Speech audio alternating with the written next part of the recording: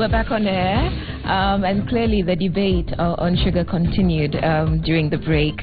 And so you wanted to make a point, and then David. Yeah, I mean, I think the thing I see here is that from speaking as a Western person from the sugar belt, I think we need to take a little more courage in telling the farmers the hard facts.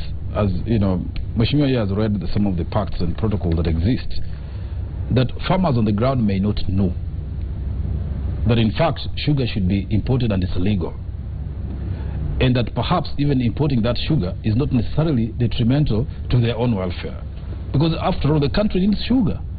The country needs sugar. Besides our farmers who must grow and sell their sugar, the country needs sugar. And if our local production is not satisfying the market, the country will import sugar. I mean, those facts need to be put on the table. Then we move to the next level and say, so what should farmers know that can help them to think rationally and make decisions rationally? Because the fact that sugarcane is on their farms is not necessarily because of the sugar being imported. It's because the factories cannot take in their sugarcane, which needs to be fixed at that point. And those details are escaping a lot of people down on the ground. Okay, well, yeah, I just wanted a final thought on... Yes, on just a final thought on something. Yes, there's some hard truth to be told to the Kenyan people in each sector. And it's, in fact, truth is always important, because as there's the famous biblical saying that set you free. It will set you free. That is particularly important. Now, I was referring to the treaty which was signed in 1999 in November, and the three presidents at that time were President Moi, President Museveni and President Mukapa. Now subsequently in 2004 March, the customs union document was also put in place, and this one was signed by Museveni, Mwai Kibaki and Mukapa. That was in 2004. And this customs union is the one that really deals with the element of the duties and whatever. Then there's the East African protocol on the common market, and this one was signed in 2009. 5 years ago. 5 years ago, and the presidents are there. And here we had President Nkurunziza, because Burundi had come into place. We have President Mwai Kibaki, we have Paul Kagame, and we have Yoweri Kaguta Museveni. Tanzania did not sign. No, they did. You're right, yeah. No, the Tanzania signed. President Kikwete signed. Yes. He's there. Yes. Now, all of them signed. So all these protocols came into place. Yeah.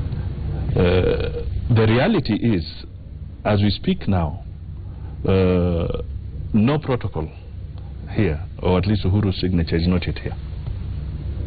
Okay? I'm not defending him in any way, but out of these documents, his signature is non-existent.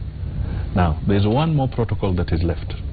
The protocol that is called the East African Community Customs Union.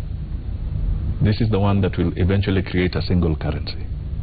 Now, the debate is there, and it's still being formulated. Whoever will be president, when the process of negotiation will be fully complete, then we'll execute on behalf of this country to create that single currency, to create one common central bank and so forth. Those are issues that are there. Now, why am I flagging this? I'm flagging this because in spite of this, what Makali has said is that what does it take to transport cane in Kenya?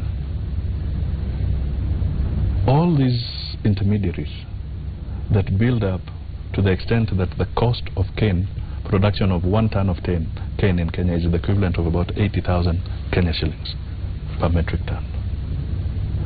Now, in Uganda, it is perhaps about 50. In Malawi and in Zambia, it's even lower. So our focus should go there. What can we do to make sure that there's efficiency and we can bring those costs of production down? Because if the cost of production is not high, then this will remain the more attractive market for contraband sugar. Sugar imports and sugar imports. You certainly talked about that earlier, but it was interesting in talking about the various protocols. You talked about whoever will be president in Kenya then. And some of our viewers talk about this sugar row as being one, a scramble for votes. Now, given that you come from Western, and you've been talking very rationally about trying to clear up the cloudiness, the murkiness in this, how would you go as a leader from Western to Mumias or to Nzoia and say these are the things that you need to understand, given that you are looking for votes in 2017? I think what is clear here is this: these are agreements that Kenya has entered into. And if there is a challenge, to put simply, which allows the importation of sugar. Yes, these are challenges. And if the agreement is such that it is now seriously injuring your economy, there are provisions and clauses in these protocols to allow you to seek redress or to seek some adjustment that will be able to allow that section of the economy, if it is that critical, and sugar is indeed critical, not to just be eliminated. Look at it this so there are provisions for that. Look at it this way: as long as sugar in Kenya production is more expensive than the rest of the environment, so sugar will always, people will always want to buy that cheap sugar. Why should we continue allowing people who are inefficient? I'm talking from somebody who is not in sugar belt as a consumer in Nairobi. Why can't I get that sugar which is cheap from Uganda? In your pocket. And forget about that. Mutegi, cheap is not necessarily always the best in certain circumstances. Okay, and here we are not talking necessarily about quality. We must look at an economy or a sector in terms of the multiplier effect to the broader economy. This is very, very important. So as much as we are going to demand efficiency and good management, better technology, and which we must from every sector of our economy, we cannot just wake up one day and guillotine. Let's be honest here.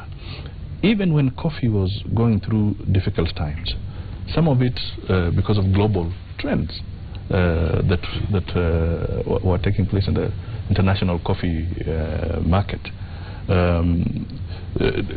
You will remember that Moi suffered a beating, and he suffered a beating because at that time the areas that were largely coffee growing said that Moi is killing the coffee sector. So this is not the first time we are seeing politics of this nature in the agricultural industry. It has been there. But you would agree that the extent of this crisis of the sugar sector is worse than the coffee sector at any time, in terms of indebtedness, in terms of the scope of what is required to pull it back on its feet is much, much bigger than was the coffee sector crisis. Yes, the sugarcane industry is perhaps more indebted than the coffee industry was, if I may put it that way, because if you look at it critically, the government had more stake, or has more stake, in the shareholding of the sugar industry in totality. Okay. But when you compare it to what was there as the coffee industry, the government, to the best of my knowledge, was not a shareholder in KPCU, for instance, at that time. The government was literally a player only at the coffee board level, but it was not a shareholder in the individual cooperative societies that were there. Whether you are talking of Muranga Coffee or Kiambu Coffee, the government was not a shareholder there. The difference here is that the government is a shareholder in the factories in the sugarcane industry, and the government has therefore either contributed to the mismanagement or contributed to the efficiency that. Or lack thereof. Yeah. So the government... And hence the political angle to this thing. Yes. And the government therefore must wake up and realize that they have to do more to help the sugar industry than they have been doing in the past. We're coming to the end. Are there no wars between factories about who gets the sugar, the cane? There, because who is paying and who is not paying? Yes, you see, these are some of the challenges. You see, like I talked of, and this is a debate I wish we could carry on for long. You know, I talked of, say, the Sugar Development Authority. At one time, even if we have to look at it, their licensing regime, what should be the radius between one factory and another one? To survive. To survive. You know what has happened? They have flouted those requirements, yes, and hence the new issue of, you know, the word poaching was synonymous with the people hitting at wild animals, but now poaching has become an agricultural terminology where people are poaching cane from other farmers. We're running out of time, yes. And I would like you to tell us about your political ambitions, because you're talking about government, and if government should do this, government should do the other. You've recently quit UDF and you formed the Amani National Congress. How would you do any differently? I wish you could invite me for a separate occasion. Conversation on that. But with Amani, you're not a chairman because you've had no elections. You're a party leader. I'm a party leader within the Amani National Congress. And clearly, I've had experience in public office. I've been a legislator. I've seen the insides of Parliament. I've also seen the outside of Parliament. But to put it more seriously, I would like to have a situation where we create a party, a situation where I'll be part of offering genuine solutions. Political parties must politic, but I think if we are to look at what is going on with this sugar debate, we may be missing the point. And I think Amani National Congress is going to be rolling out soon. Towards the end of the year. That's our target, where we will formally launch, and we'll be very specific on the policies we want to focus on. But key to it is that we must make sure that devolution is entrenched, because we've seen signs of people wanting to weaken devolution. We must make sure that the issues of security at the core of the Kenyan people, and good management of the economy, and of course the pursuit of proper fairness and justice for the entire Kenyan people. So I will want to talk about that as a separate issue.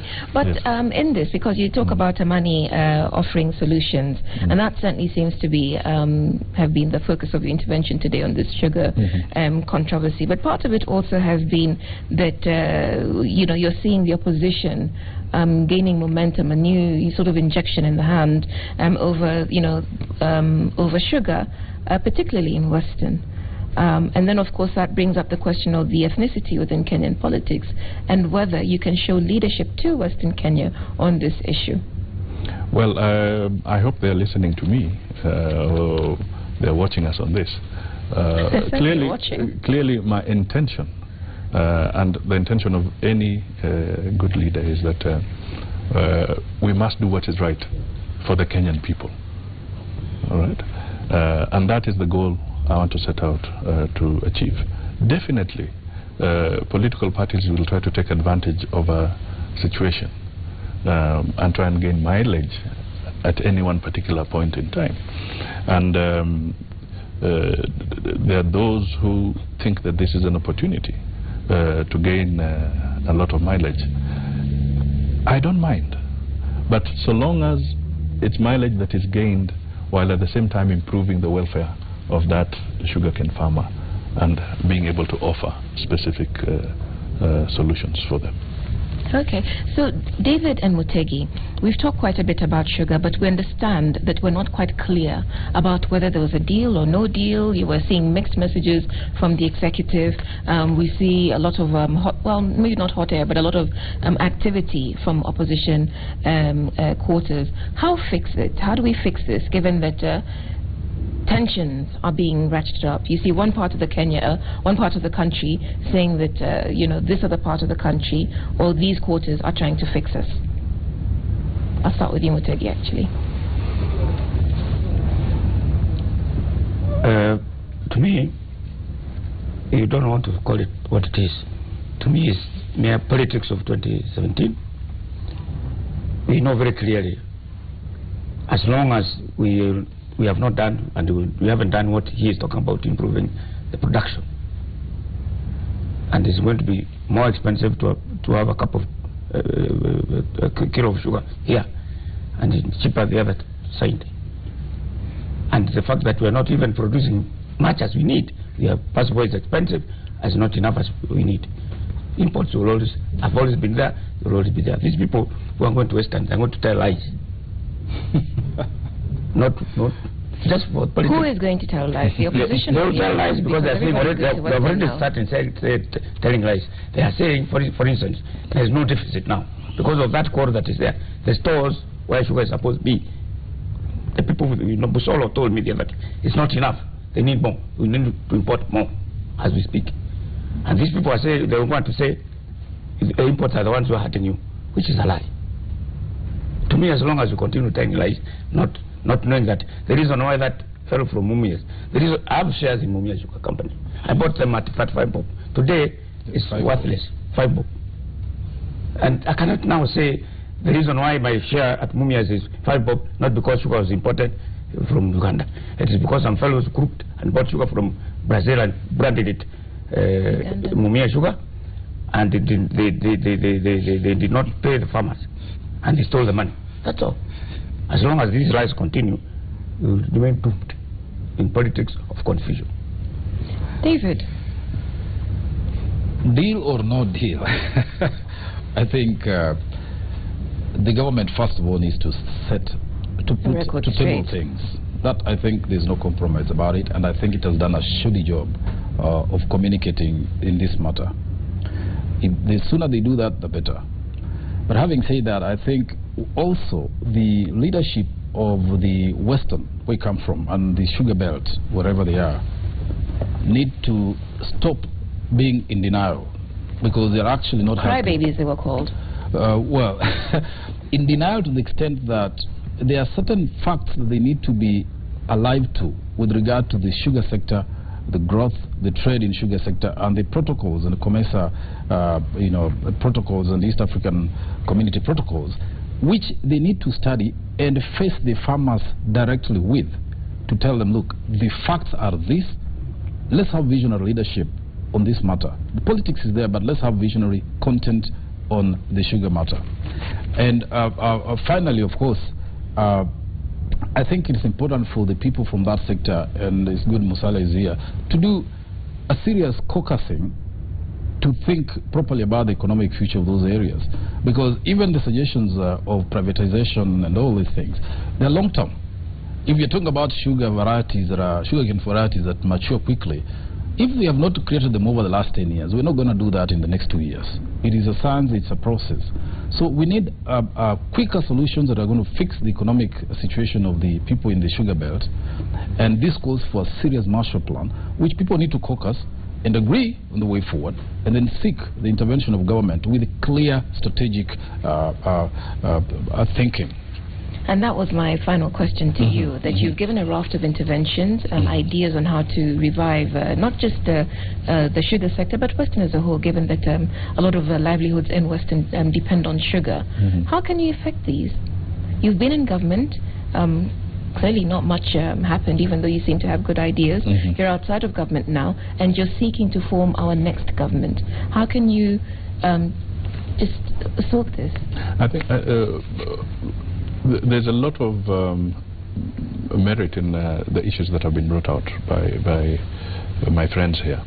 And one of the things is that what is the reality.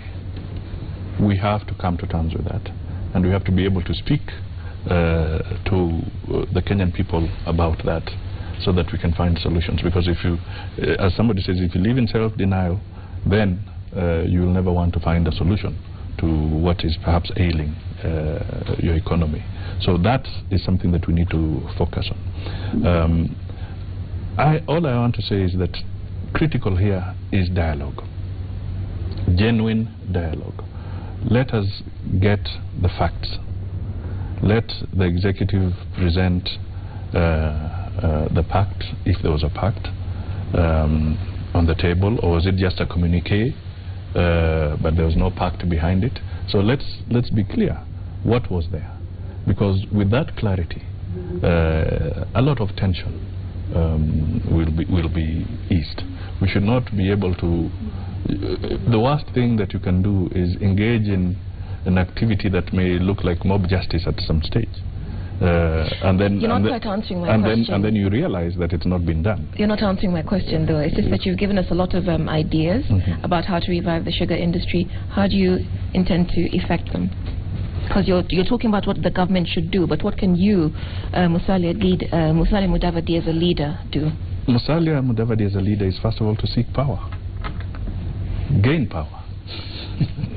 After I've gotten the power and the authority, I will do it. And I will do it by making sure that there is broad participation in finding solutions to this. This is exactly what I'm saying. Because from an outside perspective, people will look at you as a consultant or somebody merely making a position. So the first objective is to successfully and democratically get to power. And then on the basis of that, I'll be able to roll out my policy direction more effectively. So this is a challenge I'm giving to the government, that you are in power. You have the authority. The sugarcane farmers are worried that perhaps you have entered into a pact that is contrary to their position. In order to allay the fears, lay the pact bare. After you've laid it bare, let the debate germinate from what is now on the table. And I'm sure from there, a lot of reason will be on the table.